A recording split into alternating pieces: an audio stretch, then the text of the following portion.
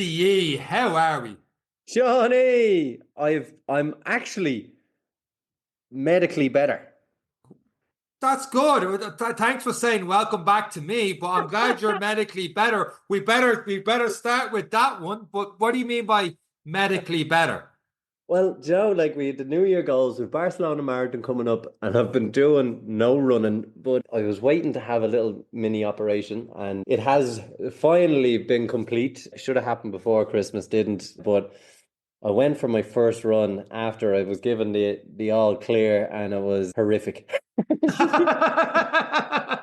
was, I felt every bite from Christmas. I felt every bit of not running. I felt everything, but the feeling of being back is amazing. It's like being, do you ever see when they release animals back to grass after the winter and they're kicking and having a Mm. good time? That was what it was like for me until about 2K and I hadn't got the energy to kick anymore. But it's good. But I've a lot of work to do, a lot of work to do with 8 weeks to the Barcelona Marathon. Absolutely. But here, look, you did a lot of work last week in the podcast with yourself and Rachel talking. I listened back to it. It was weird listening to the full episode back in the car without being involved. And just hearing her story and stuff was phenomenal. And hearing her talk with the Breakfast Club got me motivated to keep going. And the most fascinating part of the interview was, as she mentioned it 2 or 3 times, she was talking about how she did the Ironman and came out of the tent. And then, like, she felt great and stuff, like after doing a full Ironman. And that later on that day, she went out for dinner. And I was like, I don't know if you noticed, Eric, but like when you finished your Ironman, trying to find a place that was still open to serve food was very feckin' hard to do. Yeah, well, I suppose when you finish an Ironman in the time she finished, food trucks are still open. When That's you what I'm when saying. you finish it in the time I'm finished, yeah, not even the McDonald's 24 hours is gonna be open for me. But it was look, a finish is a finish. But Absolutely. I suppose look, it's her story absolutely amazing, and for those who missed it, definitely go back and have a listen from very much introduced into the world of triathlon to second in the world. Class. It's phenomenal and turning professional. So it's a phenomenal episode and a great. And again, for those who are coming off the winter and like me now feeling like you're starting again, it's a great motivator for consistency. It's a great motivator to get into training for the year ahead. For those who have just picked up the podcast, our episodes are full of those stories, and that's what we hope to do for the year ahead is to keep bringing you people's stories, people doing great things, and ordinary people doing extraordinary things as well. It definitely keeps us on our toes. If it wasn't for this podcast, I think I would have packed it in about 5 years ago. It's definitely something that keeps us going, and this week is going to be no different. Absolutely. This week's a very interesting one because it's something we haven't really talked about too much on the podcast, the later half of this episode of the podcast, anyway, in terms of foot health and everything that goes on with that. And even at the start of the podcast, just getting out, enjoying running, talking about the mental aspect of running. And it's something that we kind of start settling into our runs now. So at the start of the year, you might have, I got to do this and this and this. And as we get to week 3 and stuff, and see me, this is Blue Monday, whatever the hell that's supposed to mean. It's like, okay, let's relax now. Let's give ourselves a real chance to not have everything done in January because we're near the end of January. It's like throughout the rest of the year. And this is a great episode for just getting them the mind switched on for that, I feel. Yeah, and it's a busy. I mean, and look, every year starts with hope and aspirations, and what they lack is consistency. And what this episode is going to talk about is just how that can be a lifestyle. It's not a 6 week change. Mm. It's not a we're going to change ourselves overnight. It's about what we can do over time and how we can introduce sport and keep it part of our lives. And then, yeah, like for a running show and people and athletes talking about our feet, we've talked about lost toenails. We've talked about, what it means for mental health and stress. But I suppose this episode definitely dives into a little bit more of that and what we should probably pay a little bit more attention to. And it's quite different and good. And it's always good to have a different perspective and a really good episode. And with that said, it's this week's episode of the Any Given Run Day podcast. Let's go.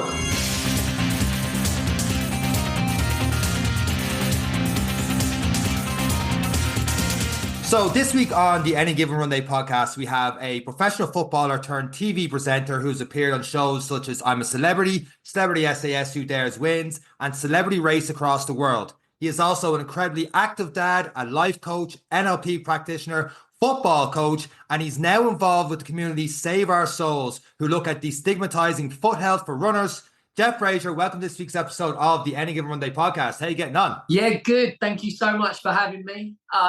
Yeah, I'm really good, actually. It's been a really positive start to the year. So, Jeff, what do you do in your spare time? Straight in. Spare time? I don't know what that is, in all honesty. I speak to people like you. I'm glad we could be here for such a break. Jeff, it is a phenomenal accolade that has been read out. You've had quite the level of experience and background in sport. But like we ask everyone who comes onto this podcast, where did sport start for you? What got you into sport? It's varied, isn't it? And it's varied, that list, because I've made it up as I've gone along. I think most of us are doing that, but we like this podcast. We like to give the impression that we've sort of meticulously planned the journey and we know exactly what we're doing, where I don't. I just don't. But sport started, it was football. It was always football. And I think actually, you know, in relevance to your podcast and the love of running, really, I probably should have gone to an athletics club because football didn't work out. I got close. I was a pro at Leyton Orient. They were League One at the time. Didn't make it into the first team. But one thing that was obvious, but not obvious enough, was that I could outrun everyone in pre-season. I could outperform everyone on the bleep test. We used to, when we were apprentices, if we didn't do the jobs correctly, which was literally every day, according to our youth team manager, he used to sort of go above the door frames and sort of swipe his finger. And obviously, we didn't clean the dust off the top of there. He just, for some reason, he loved to punish. And the shout was always, get your flats on, but there'd be a swear word in there as well. And what that meant is that we had to do a 12-minute round the pitch at Brisbane Road. And I always remembered enjoying it, whereas everybody else would be like, oh, God, I wouldn't want to do it. And I'd always be like, yeah, come on, let's have a race.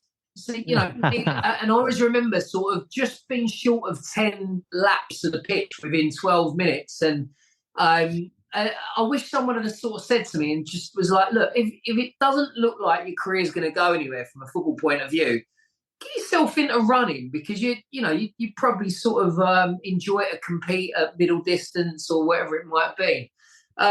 So yeah, football was the thing. And I think when football doesn't work out, you at that point have already got a sort of a pride of one's health and fitness, let's say, that doesn't always necessarily sort of stick with you, but it did for me. I always wanted to look after myself, and I think then beyond that, in my early adult life, when the boys lost their mum, and it's like, right, my health actually now doesn't just matter because I want to be healthy. It now matters because actually I need to be here. So yeah, then you start sort of looking at the marginal gains of things. And I've always just wanted to be fit and healthy and strong. And I've had lots of motivations to keep that way. It's quite different than when I played football in younger years through academy teams and on the fringes of international teams. And when you reach that age where you realize I'm not going to make it, there's two ways you can go. You can either retire at 21 and that's the end of it, and you become that guy in the village that everyone looks at and go, can you believe he used to? Or you can stay involved or something, you can switch. You obviously moved down the road of switching sports, staying active, staying true to that fitness side of your life. Was there a point in that you ever thought, why am I bothering? I'm not going playing Sunday League. I've been in Leyton Orient. I've been here. Was there ever a point in your life where, or was it always just, you know what, I'm never happier than when I'm involved in sport? Yeah, I've always wanted to be active. I always knew that, and there's always that conversation around the fact that, you'll miss the dressing room more than you potentially will sort of playing the game. So keeping my hand in with a bit of Sunday football, running, going to the gym with friends. There's so many social aspects to it. My only regret is that I didn't take up golf sooner. Another regret is like, why didn't I get on paddle when it first sort of started popping up 13 years ago? Because I could really do with being better at that sport as well. But even now, like I love talking about it. I love the fact that it's something that I share with my friends. And when you start, having settling down and you're married and you've got kids, it's those experiences where you can sort of be where you can do your exercise as well as socialize with your mates that are just really important. Actually, it's not just something you do because you can, it's something you do because in some respects we need to. So yeah, I've always kept my hand in with sport. It's never been like, I've never had to motivate myself to play something or do something. And I don't take that for granted, actually, because, sometimes I think we can struggle with motivation. Like, why would I bother? And you go down a certain path where actually it's really easy to sort of, socialize in a way in environments that don't involve exercise. And then all of a sudden, I suppose you look down, you can't see your toes, and you're like, oh, how did that happen? Maybe that's just age. Maybe that's just what happens. But we're a product of our environment. We're, a product of the people we spend our time with, and obviously the choices we make. And I feel like I've made good choices in that department.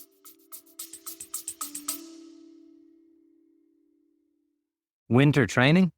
You need Ultra Pure Laboratories Wintergreen Heat Rub Cream. Recommended by physios, trusted by athletes, and tried and tested by ourselves, this is an essential warming muscle rub for cold winter days. Ultra Pure Wintergreen Heat Rub Cream is perfect for warming up muscles before exercise. And ideal for soothing tired muscles, which, let's face it, marathon training, we could definitely do with that. If you're concerned about the ingredients, it contains wintergreen oil, rosemary camphor oil, juniper berry oil, and antioxidant-rich caffeine powder. Sean has no idea what any of these means, but he knows that they work. It keeps me warm too. Apply Ultra Pure Laboratories Wintergreen Heat Rub Cream liberally on problem areas such as the legs, arms, back, neck, and shoulders, and massage as well. But rinse hands well with cool water after use. I have made that mistake. It is not fun. Guaranteed Irish and made in County Mayo, Ultra Pure Wintergreen Heat Rub Cream is available in pharmacies and health stores nationwide. Shop the Ultra Pure Muscle Recovery range in-store or online and find out more at ultrapurelabs.ie. By listening to this advert, you are supporting Irish podcasts and Irish businesses. Let's get back to the podcast. We deal with a lot of people that, true to what you say, they find it difficult when they're breaking into sport. A lot of people get into running like that. They try their hand in football, they try their hand in rugby, they try their hand at everything else through younger years, through school, through university. We try to be professional, and then running ends up becoming a default at some point or a new hobby for people.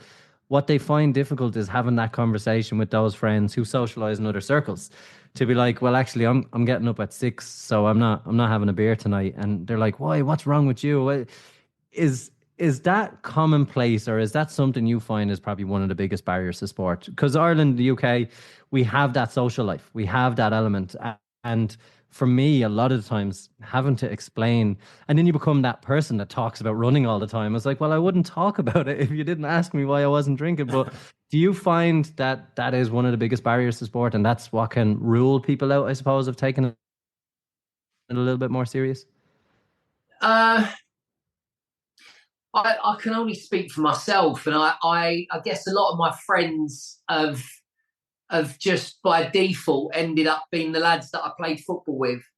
So we've maybe all got similar attitudes towards it. And then obviously typically a lot of people, when they stop playing, they take on golf. And then obviously we've got this wonderful sport of paddle that's just come out of nowhere that we're all equally infused with, but also we're a little bit like begrudging of, because in the summer we were meant to be improving our handicap at golf. And instead, we went to the paddle court. So we got worse at golf. We went sideways at paddle.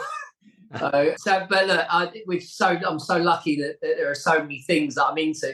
Chuck cycling into the equation as well. And I know it's not running, but I also I'm a big advocate for walking. I put on community walks every other week, and I think that the walking is underrated in terms of it's sort of mental health benefits, but also your physical benefits. Sometimes compared to walking, compared to running, you used to think that walking was a cop-out.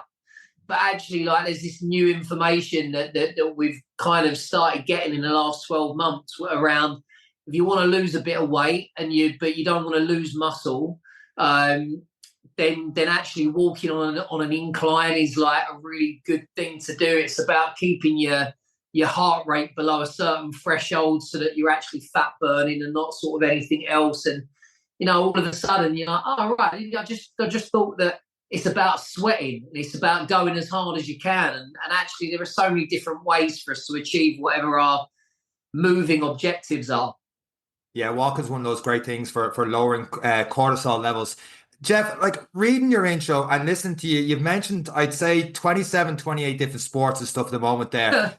You sound like a very active go person. But I was listening to you on a podcast there, and one of the quotes you said on that was, stillness is absolutely vital. How does that work for someone who's interested in all these different sports, and what that quote come from? It comes from getting a balance. I've been a meditator for, I'd say, nearly 20 years. I'm not always as regular as I'd like to be. It's one of those things like running, like anything, actually, to keep the good habits on track sometimes require a lot of hard work and discipline, and I don't always have that. But look, to be still is again, it's one of these wonderful habits that if we can get it into our routine, then everything else goes better. For me, it's a way of just being able to quieten the noise, to be alone with your thoughts, to go beyond your thoughts. Actually, it's actually a very healing practice. In terms of there's talking therapies where you can speak to someone face to face. Not everyone likes that, but you can heal just as effectively by actually just sitting with yourself. And that won't make sense to a lot of people. Well, yeah, but you're not discussing it. How can you possibly overcome trauma or the challenges that we face mentally by just being still and not thinking of anything? But we just sort of heal from the inside out. We are such a miracle in so many ways when you think of all the systems that are combining to enable us to breathe and to just be. That's something that I've benefited from greatly. And I think I had a bit of a childhood as most of us did. And I think the way that I'd profile myself, and proudly as well, is that I'm a bit of a survival expert would be the wrong term, but I'm just really interested in it. I've got certain instincts that I think are always geared towards doing better, improving, healing, which are two separate things, but obviously combined, it just means where you end up. I don't know really how successful I was meant to be in terms of a kid from a council estate that had a few things go on where you're like, right, I need to heal a load of stuff before I can really start enjoying life in the way that I feel like I'm meant to. But yeah, you unravel it as you go, and that's one of life's privileges, I guess, is the challenge of mastering yourself, which you can never do. It's impossible, but you can certainly, go a long way with it. And I know that exercise has always been something that I know improves things, so therefore I'll continue to do it. And yeah, the stillness. And look, some people listening to this won't have ever been to a sound bath meditation. For example, like the frequencies that the singing bowls create, some of the instruments that they use to sort of recreate and mimic the sort of the sound of waves. I can't tell you or break it down scientifically what it gives you. I fall asleep a lot. I know that's good. But look, these are just so. They're the magical sort of experiences that you become a little bit like, not addicted to, but I'd want to do one at least every other week, because for me, I'm exploring, right? That's what, again, another thing I'd compliment or credit myself with is that I'm always looking from a marginal gain point of view for ways to do things that make me healthier, that make me more relaxed, and actually the most important word was always to be more balanced. I think there's always an influx of challenge, right? Life has to throw the next challenge, because whatever you're ready for, you can guarantee that your subconscious will either bring something up and put it in front of you from the past, or life just broadly will be like, all right, well, look, now you've got something to deal with in your relationship, or work's going to, not go so well. So then you're going to have to sort of deal with that. And I just look at all of it as a sort of a test and things that you can sort of almost climb on in order to make yourself stronger, more knowledgeable, more resourceful, more resilient.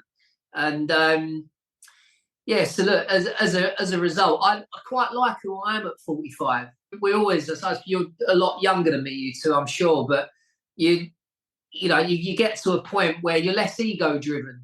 And so as a result, it informs your choices, and you start making better choices because you start looking at the second half of your life, and you start thinking about how I maintain a fitness over a longer period of time.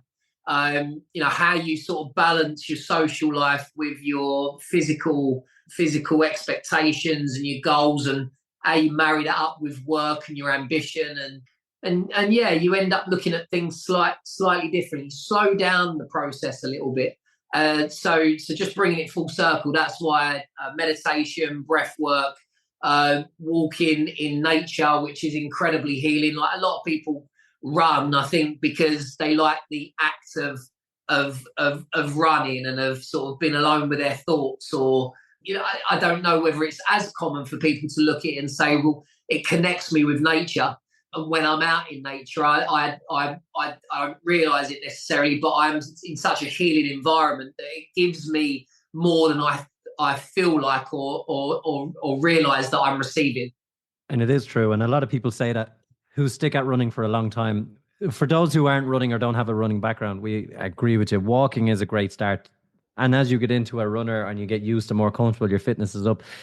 After those first 2 kilometers, when everything just goes silent, that's the way we always think, or the way I can describe it.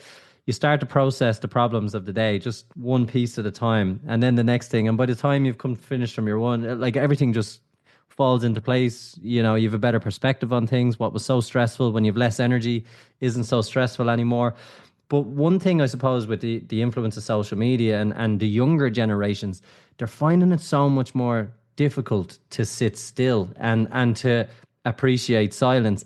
Do you think it's getting more and more difficult, or do you think the likes of software and apps can help with the likes of the meditation apps and stuff? And how do we because you're seeing a lot more cases of anxiety and a lot more of, I suppose, other social qualms, particularly from COVID. COVID was a big one for people introducing. There's a lot more anxiety about meeting people, but also the element of and the art of sitting still. Like, obviously you figured it out over the last couple of years through a long road of careers and trying and testing. Are we going to see some changes in that, or is there a way we can influence that to encourage people to be still?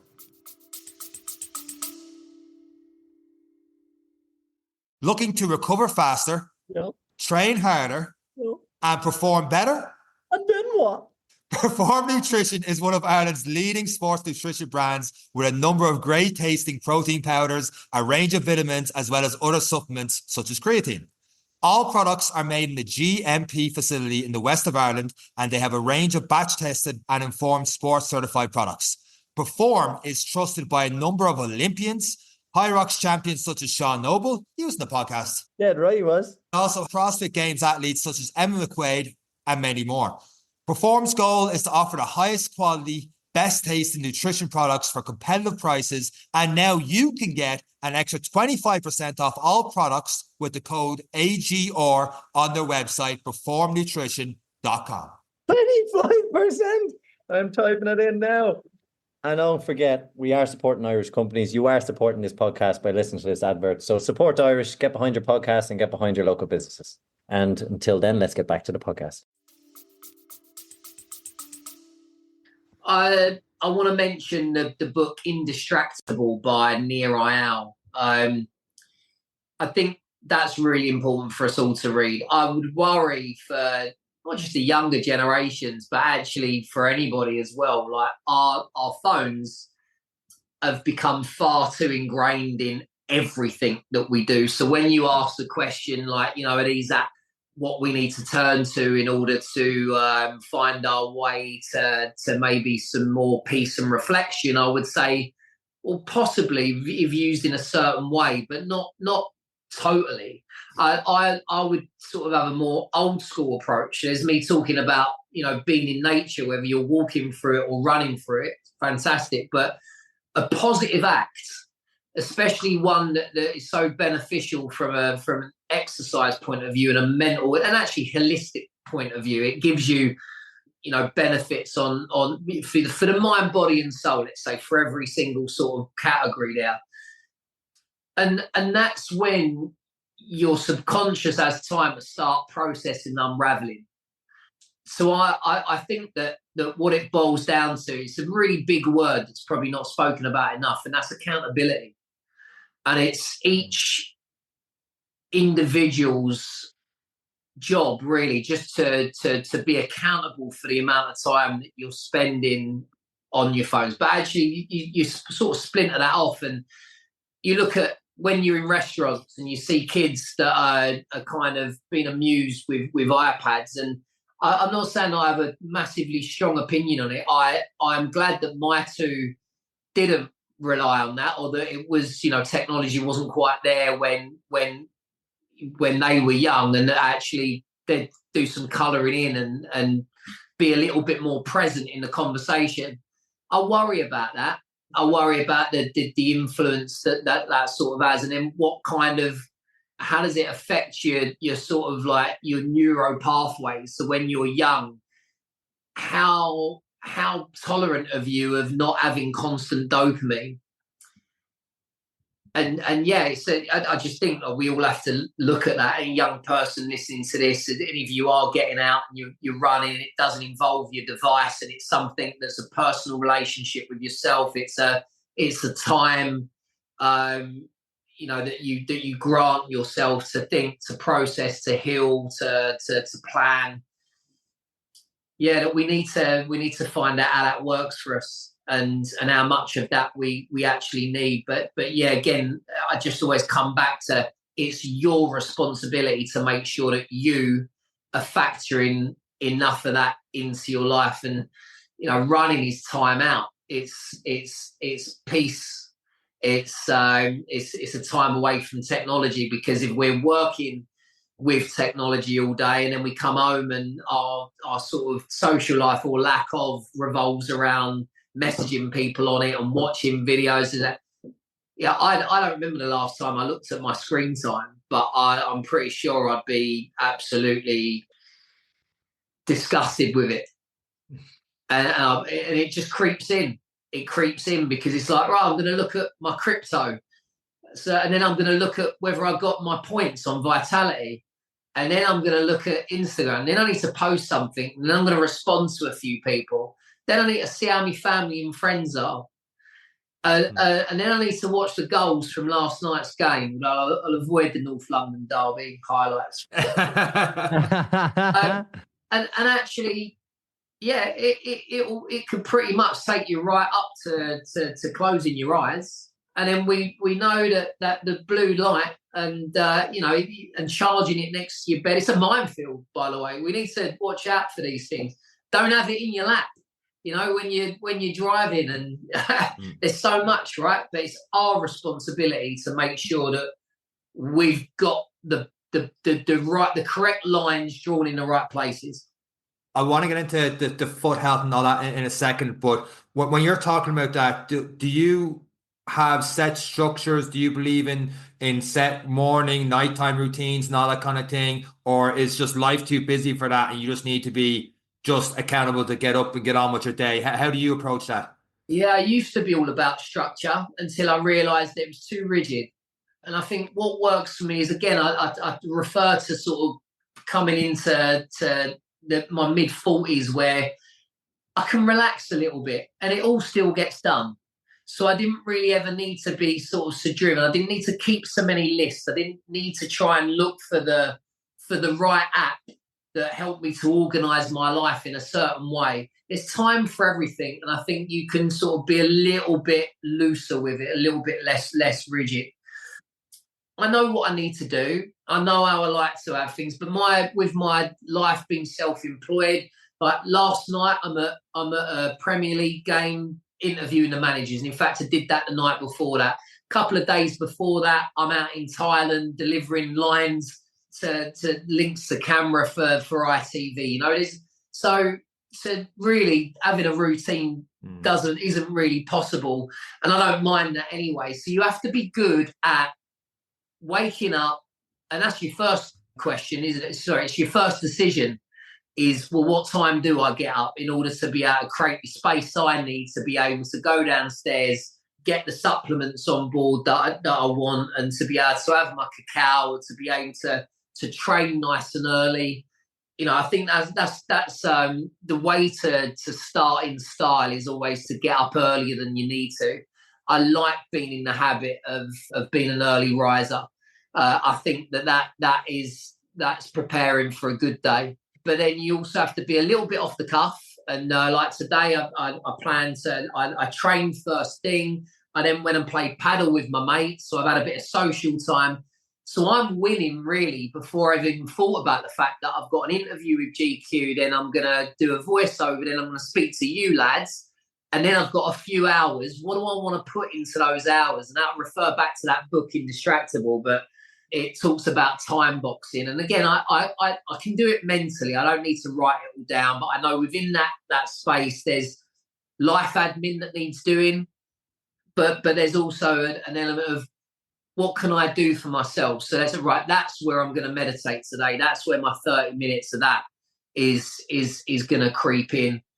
But I always feel like when you give to yourself at the start of the day, as I have on two fronts, that actually the rest of the day goes smoother as a result, because there's not that sense of, what about me? Or there's not this sense of my day is running away from me. But again, it would be a lot different if I was in a 9 to 5. Then I think your rigid structure does work for you. Like my wife, actually, she is in a rigid 9 to 5. So she trains first thing. And she's a much better person. She's a much better employee. She's much better in a role as a PR operative. It's probably not what they call themselves, but just for training nice and early. There's this thing around sort of daylight. I always think that it feels so much better and you're so much more rewarded when you train or get up to do your training, whatever that is, running or gym, when it's dark, because there's that element of sacrifice. And when you've sacrificed your comfort, the comfort of your bed, the comfort of your warm home, the comfort of sort of mentally telling yourself that my day doesn't begin until it gets light, I always think like that is someone who's got their stuff together, someone that has the ability to go without, someone that has the ability to come out of their comfort zone. And I've always tried to do as much of that as I can, because again, I just know that I recognise that it is vital to growth and building a resilience and a confidence and a trust in yourself that I can do what's necessary. I think we need to be able to answer that question. Can we do what is necessary to achieve the results that we want? With all that you've just said, you seem to be that well-rounded guy, but obviously built on experience. Has any of it across the many things you've done scared you? Like the He Who Dares, like the Race Across the World? Was there any element? Because obviously you're physically fit, so fitness isn't a concern, which is a concern for most people who take on some of these challenges. But the mental aspect, the other side of not having that control, did any of that scare you? Did you learn a lot from any of them things? Or what is it that you went, I could be in over my head here? The SAS thing is worth a mention, I think. And again, because I was always the one with the engine, it allows you to go into that with a confidence, which is naive actually, because that whole process is probably 15% fitness and 85% sort of mindset. But I also was confident in my mindset because I've been tested by life, and I like to feel like I've always had a resilient attitude. But what's the hardest thing is always what come of that experience as a byproduct, and actually sort of comes every time I speak to a football manager, oddly, and that is that, are you prepared to look at your flaws? Are you prepared to even acknowledge their existence? And that can be really difficult. And I know that that's wrapped up in ego. It's also sort of wrapped up in not wanting to be uncomfortable with who you are. And we've all got our flaws, and it's just whether you're willing to look at them or not. But on the you might be asking, like, well, what flaws? What did you discover about yourself? And on the SAS thing, it was like I was really good when it came to organising myself and sort of supporting everybody else. But slightly from a distance. When it comes to switching into a mindset of look after your oppo, i.e. like you're in pairs, make sure you look after this individual, because that's what's required in the military in any capacity. And actually I found that harder. I found it harder to look after someone that wasn't maybe as physically capable. And I remember sort of like we were pulling something heavy along the snow with the skis on and sort of digging in. And for me, it was all about keeping up with the stronger teams. And the person that I was with was struggling, and I didn't have the right response to that. So again, I recognise at that point my life had lended itself to having a really close personal relationship with myself. I was a bit of a loner as a kid in certain respects, and then you start to kind of, when that's reflected back at you in the form, firstly, of a bollocking, and then secondly, it's like you sit down and you kind of start thinking to yourself, like, why did I find it so hard to just forget the competitiveness and support the individual that ultimately I was there to kind of stick with? And yeah, and you start to ask yourself some difficult questions, and obviously it just reflects. We all have our dark edges, as it were, our things that we haven't confronted or maybe didn't even know that we needed to. And I'm really grateful for that, because it helps you to improve. So from that point onwards, I guess you then start being like, right, I'm too competitive. Why am I competitive? Is it that I feel like I've got something to prove still? And that also came back at me when I did Race Across the World. And there's this thing about competing, and there's this wonderful opportunity to go to a waterfall, which is one of the most beautiful waterfalls in the world. But I don't want to take that opportunity because it's off the beaten track. It's not direct enough. It will mean that we lose time. And when you get to the end and you don't win, you again are forced to confront, reflect on, well, where did being competitive get you? Because actually now you missed out. Now it's over. You missed out, mate. You missed out because you couldn't get beyond yourself. Being competitive, I think, is great. We're talking about sport. We're talking about running. And if you're going to a park run, or if you're doing a half marathon or something like that, it's great to be competitive, because I think it gets an extra 10 more, maybe more percent out of us. It works for me to be competitive. But maybe at this stage in my life, what I've personally decided is I'm going to dial that down, because I feel like being competitive has probably cost me in equal measure. So it's just interesting to kind of see how that works. And also, when I mentioned interviewing managers, sometimes, I feel like I rush through my questions a little bit, and I'm always reflecting on it. And actually, it's a good sort of personal practice to kind of, even when you think something went really well, or you think you're really good at something, to just kind of have a little look and say, well, actually, where can I improve on it? But it's hard to watch back the interview that you weren't happy with, because it's uncomfortable. It's like, oh, why did I do that? Why did I ask it? Or why wasn't I clearer with exactly what it was that I needed to talk to this person about in this particular situation? So yeah, look, a little bit of personal reflection is always good, to accept our flaws and to kind of to work on them honestly, to be able to offer them up. It makes you more accessible as a human being, right? We don't want people coming on this podcast that are like, I've cracked it. I've got a great balance in life. I've pretty much mastered everything that there is to master, and I can run 5K sub 20. How great am I?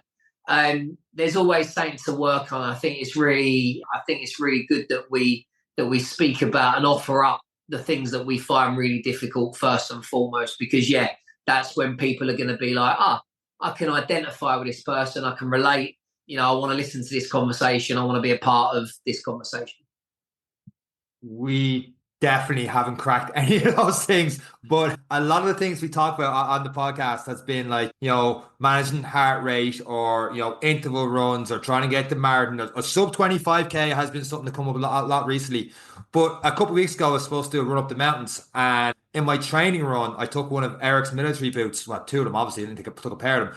And, and during that's giving him too much credit, Jeff. That's giving him far too much credit. His boots were 2 sizes too big, cut up my feet, blisters everywhere, in and off away afterwards. They were too heavy, so I couldn't even run a 7:30 kilometer pace after, like on a straight. I used them because I got lost up in the mountains a couple of years ago doing this event that ended up getting cancelled anyway. But we talked about that in the podcast the other week. Not once did we mention looking after our feet and what we could do for that. What we did mention was whether it was a good idea to wear waterproof socks for the race or not. And he bashed me for a good 5 minutes in that. We won't talk about that. My feelings got hurt. But you have gotten into this thing called SOS, Save Our Souls, destigmatizing looking after your feet. And we've had, this is 248 episodes. I don't think we've dedicated more than 2 minutes on actually looking after your feet. Once we had a yoga instructor talking about rolling the balls of our feet while watching Netflix, and we're like, oh, that's brilliant. We did it once, felt great. I don't know, Eric. I never did it again. How did you get involved in this? And what exactly are we doing to destigmatize foot health? My mate Simon Dent is an ultra runner, basically, and he had a wonderful idea. And when he told me about the Atacama and what he was planning, and effectively it's a shoe dry, I was like, for starters, I was like, yes. Like the amount of football boots that I've stuffed newspaper in and dried on a radiator. That's what I did the boots. Yeah, which always affected the quality of the leather, and you used to have to polish them for days, like to try and sort of just get them back into the condition you wanted. It was almost like, and then they'd stink. You can't just leave boots outside because I don't know where you guys live, but the foxes. Yeah, be robbed. The foxes, they either go or the foxes will urinate in them. So it was like, what? There needed to be a way to dry them effectively that didn't sort of decrease the quality of the shoe. Like, how much are running trainers these days? How much are football boots? And, you're talking about military boots and stuff like that. They're in the hundreds, aren't they? So straight away I was like, well, look, I'm in, I want one. And then actually through, Save Our Souls, there's a few sort of experts, ex-sports people on board, and there's guys that know a lot better. And when you start listening to it, you're like, oh my God, I've really underestimated the value of keeping my feet as healthy as they can be. I guess I've taken it for granted because I've never really had any sort of issues with them, luckily, which must mean that I'm doing the right thing somewhere along the line. But, the other thing I was trying to mention is that, I don't know why, it's one of these weird things, but on Instagram, quite frequently, I get offers for my sweaty gym socks, and I never take anyone up on it, because I should say, go on in, make me an offer, but pants and socks. I don't know about you, Jeff, but I've just put a post up saying I'm selling your socks now. I'm going to make 100 grand next week. yeah. And there are people that are really interested in feet for a multitude of reasons. But I obviously running in wet footwear is absolutely going to be no good for your feet. I think we get it wrong in a number of ways, don't we? I mean, footwear generally can be, some people like the tight look, the tight fit, so they basically buy a size, maybe half a size too small. When you think about the scrunching up of your toes, I just know that from playing football, the wrong football boots could be crippling. In fact, the ones that I'm playing in now, to be honest, like they're probably on the tight side, because that's what I wouldn't want them too big. I'd feel like, no, I'm going to kick the ground, and that's going to sort of impact on my ability to sort of shape the ball the way I like to. So there's a whole, another world really to when it comes to how do we look after our feet. One thing I will say is now, like when I do my community walks and we're in the puddles, and obviously this time of year it's beautiful, it's cold, and it's it's also in many respects wet. To be able to come home, get all the dirt off and stick them on the Atacama, and then 20 minutes later have a dry pair of shoes. It's an absolute game changer, in all honesty. It does make a big difference. And I think it is something that's overlooked. Like, you go through a marathon, you'll go through ultra marathons, you'll see people with signs saying, who needs toenails anyway? Who needs this? Who needs that? And a lot of time it's from, okay, for the ultra guys who are doing it a long time, they know sometimes it's just the nature of the beast. But for people getting into running, sizing really, really matters. And foot health, like when you're not used to doing these kind of distances, when you're not used to even going for those walks or the community walks and stuff, you're gonna see changes. And footwear and the ability to take care of your feet is probably the most important, because without them, you're going nowhere. And I suppose when you look at motivation, even me from the military side of things, putting back on wet boots was the worst feeling in the world. There was nothing worse. It's the same with wet, or I don't know if anyone's been skiing and they have smelly wet ski boots, or and like that with the runners as well. Do you think people will start to, because again, look, you're talking about carbon fiber running shoes. We're looking at 180 pounds a pair for some, and some are more.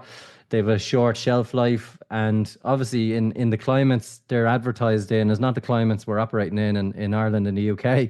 And do you think it's important, obviously, to make sure we're minding the equipment as best we can? Do you think this is going to make a big difference for people? It always got to mind the equipment. It's really weird. I don't know why the feet seems to be the area of our bodies that we sort of neglect from a male point of view. Like, you know, you'd sort of you'd almost be questioned by your pals if you said, I'm going to get a pedicure. But I actually had one in Thailand recently, and you know, it was like, I'm so much less likely to mistreat my feet, or what I really mean is pick up my toenails, which sometimes is like a bad habit that a lot of us have. But because I've had that, I'm less likely to do so. And another thing I learned about my feet recently, which I've been fascinated in, it'd be interesting to talk to you about it, because you guys are so active and you're outdoorsy. I didn't realise the benefit of earthing or grounding. It's also sort of known as, and that's walking barefoot. So it's something that I've tried to do more and more. Obviously, you need to have the right environment for you to be able to do that safely. But we have over hundreds of thousands of nerve endings in the soles of our feet, more so than any other area of our body. When we connect with the earth, which is effectively a battery, like it has a current, it does emit electrons, and they can't measure the pace that the electrons flood into our bodies, because it's so quick, it's so instantaneous when we effectively are plugging ourselves in. And what happens to the body, again, like there's a whole science to this that we could speak about for hours. But the basics are that you get all these electrons that flood into the body. They make the blood thinner. They coat the red blood cells. They reduce inflammation straight away. Like any of the autoimmune diseases that we suffer with, inflammation and those things come hand in hand. It's your body's way of basically saying something's not right here. And who knew that one of the most effective ways to be able to counteract inflammation in our bodies would be to just put your feet on the earth. Like, you don't have to be moving, but just plug yourself in. And that's a bit of a new world to me. It's a bit of a new way of thinking. So when I do my community walks, less so this time of year, but when I know that there's a patch of grass or a pathway that is likely to be sort of, you know, without any litter or anything like that, you've always got to watch out for the animal excretions. But I'd always encourage people or invite people to, like, shoe socks off. We're going to do the next kilometre sort of without. And do you know what? Everyone looks at me funny, but everyone always like, do you know what? It's hard to measure whether you feel better after just doing it once or twice. But I personally swear by it. And I think if we're talking about foot health, we've got to recognise that our feet are the gateway. The Chinese will tell us this, right, in terms of meridians. So, again, it's not something I know lots about, so I can't go on about it like I have any form of expertise in it. But, you know, it's the gateway to everything. So, yeah, plug yourself in, guys. Give that a go. And I think it's a novelty factor as well, I suppose. We talk about, you know, the silent time or the still time. We talk about getting out in the outdoors. The novelty factor of, you know, you work in boots, you work in shoes, you work all day. And when the shoes come off in an activity that normally they'd be on. Like the beach, for example, there's nothing nicer than feeling the sand, and you just feel like you've had a day off. And you could never explain that, you could never quantify it, but when you go on holidays and you spend your day walking around in your bare feet by the pool or by the beach, you feel like you're relaxing. You feel like it all, but it was just called holiday. Well, we think that it's the sun and just the environment, but it's probably also in relation to, well, no, actually, you sort of had your feet on the ground and you didn't have a rubber sole in between you and it. So as a result, you got the benefits of it. You just didn't realise because you didn't know about that. And it's something that I'm one that's, if that doesn't matter if it's middle of winter, I'm in flip-flops and bare feet every chance I get at home.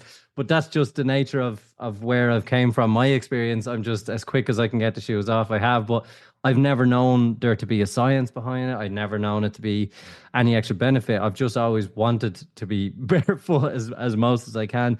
There is a lot changing as well in terms of we're looking at runners and different styles of runners to kind of open out people's feet and stop them cramping in. And is that something you guys are looking into as well, or as part of this whole foot health? Yeah, I think it's a massive part of it. You referred to it earlier, but there are certainly things that we can buy. And also, to be fair, you can just get a big stick or something, or a broomstick, where there's so many exercises that we can do to just sort of open up our feet. And I did a bit of Muay Thai in Thailand, and I got like really tight in the arches of my feet, and just to sort of loosen that off, you can get some pebbles, right, and just walk on pebbles in your garden, just manipulate all the aches and pains a little bit. But I'm fascinated. It's definitely an area I want to sort of get a little bit more information on, in terms of just how much good can we do our body by doing we stretch our hamstrings. And we try and sort of open up our groins and whatever else when we're going to go for a run. But actually, how important and how much benefit is there to actually to loosen up the points of contact with the ground? The thing that's carrying the weight of our bodies. I was watching a thing on Netflix, receivers, American football players, and one of them, George Kittle, was lying in his bed before a game the next day. I don't know why. I don't know even why I didn't even Google it. He had toe spacers on, and I've seen a few athletes like LeBron James and stuff. You've heard about that before, like to relax them. So basically, I wish I'd Googled this before to talk about it now. But like, they literally things in between their toes to space them out. I'm like, the professional athletes are doing it. There's something to this, to the foot health. But I was like, that's mad. And then forgot about it when something else came up on the TV, my team losing the Super Bowl. But anyway, it's mad how, like, if athletes are doing something like that, there has to be something to it, because that's like their livelihood. Yeah, I'm always like, it's the ancient stuff that's been forgotten. That's usually what we need to come back to. I wouldn't say that the cavemen were necessarily putting toe spacers in, but they were right? Nice pink ones. Our feet were different. They were probably a different sort of shape until we started squeezing them into shoes, and then all of a sudden, we're changing our physiology entirely. There's probably so much to it that we don't know. Where can people find out more about Save Our Shoes? Save Our Souls. I mean, you can save shoes as well. I think it's always good to save shoes, especially like, you don't want to buy too many pairs. And I definitely think you save a couple of quid in your average family if you're looking after your shoes by drying them so they don't smell. You're not having to put them on radiators this time of year. But yeah, you can go to the Save Our Souls website, which will be given, because I don't actually know it, shamefully. SaveOurSouls.com. We'll have it in the show notes there, Jeff, for you. Yeah, absolutely. You can go to SaveOurSouls.com. There you go, and you find out a little bit more about the product, the Atacama, and also everything else that we're doing to promote foot health. And yeah, that resurgence of how important it is to just look after our feet and the ways that we can do it. And Jeff, where do you see this going over the next 2 years? What's your vision for Save Our Souls? I just imagine that there's going to be an Atacama in every household. They'll be sat in utility cupboards just inside the door, and everyone will use them for a number of reasons, even just to warm their shoes up before they put them on for school or for work. I just think it's something that screams out like, yeah, this is really useful. This is something that'll be really useful to every home. And I I think it's amazing that the team are also really looking to promote foot health and help people to I guess, discover and to have a better relationship with their feet and what their feet need. And obviously their feet will thank them as a result. And from a sporting perspective and a personal perspective, are you going to become the next North London paddle champion? Are you going to start selling socks? What's next for Jeff? Yeah, let's sell socks. If they're waterproof, I'm all in. I mean, it'd be good banter. When I was telling you, I was like, why don't I do it? Like, what, would I get in trouble? No. If you want to buy them, mate, it's no problem. I sell things on Vinted all the time. I tell you what I need to do. So I need to get off of 18 with my golf handicap. I need to bring that down by playing a little bit more paddle, probably a few lessons, because I think I've reached the point where I've plateaued. Maybe I'm still doing the same bad shots, and it's annoying because you watch the Spaniards or the Portuguese playing, and they've got all kinds of techniques that I just got nowhere near to playing or understanding. So just, let's just keep enjoying it. That's what I think. Absolutely brilliant, Jeff. Before we go, if anyone in Ireland's traveling over to the UK, they're looking to do a running race, do you have any races over in the UK you'd recommend to our listeners? Do you know what? I just always think the park run is a really great thing to get involved in. It's so social and it really plugs you into your running community around you. So from there, that's where you'll be able to find out about running clubs in your area, and that's where you'll also be able to make friends, which is always a bonus. Absolutely brilliant. Jeff, thank you very much for coming on. And that's this week's episode of the Any Given Monday podcast with myself, Jeff, and Eric. Take care.